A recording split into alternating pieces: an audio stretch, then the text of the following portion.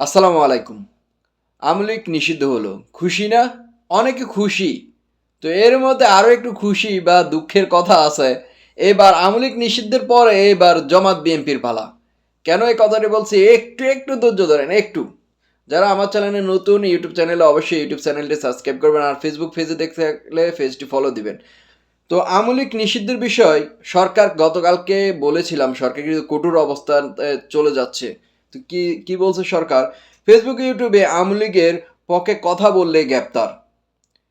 আমলিগের নেতাকর্মীরা গোপনে কোথাও বৈঠক সমাবেশ কিংবা মিছিল করলে সংশ্লিষ্ট এলাকার থানার পুলিশ তাদের গ্রেপ্তার করতে পারবে।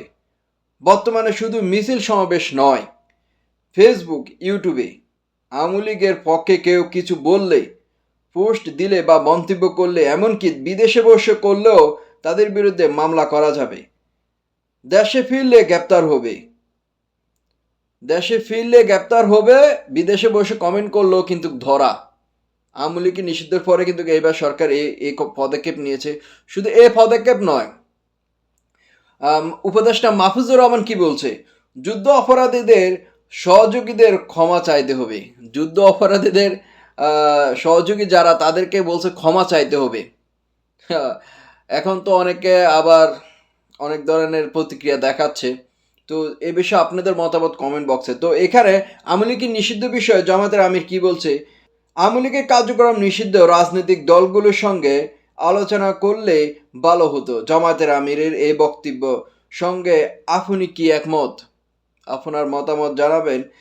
তো প্রিয় দর্শক, বিএনপি সবসময় কিন্তু এই বিষয়ে একটু সতর্ক। বিএনপি এর আগেও অনেকবারে অনেক কথা বলেছেন যে এই বিষয়ে রাজনৈতিক দলগুলোর সাথে আলোচনা করার জন্য, যে আওয়ামী লীগ নিষিদ্ধের বিষয়ে জামাত কিন্তু সবসময় অ্যাক্টিভ ছিল, কারণ জামাতকে আওয়ামী লীগে নিষিদ্ধ করেছেন। তো জামাতও চাচ্ছে যে এটা যেন নিষিদ্ধ হয়। এ নিয়ে বিএনপি স্থায়ী কমিটির গয়েশ্বরচন্দ্র রায় বলেন, আজকে আওয়ামী লীগকে যারা নিষিদ্ধ করতে চাচ্ছে, কয়েকদিন পর তারাই যে বিএনপিকে নিষিদ্ধ করতে চাইবে না তার গ্যারান্টি কি?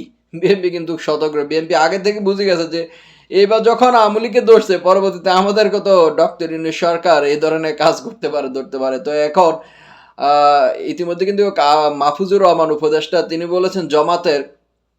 তিনি বলেছেন যুদ্ধ অপরাধীর সঙ্গে যারা জড়িত তাদেরকে ক্ষমা চাইতে হবে।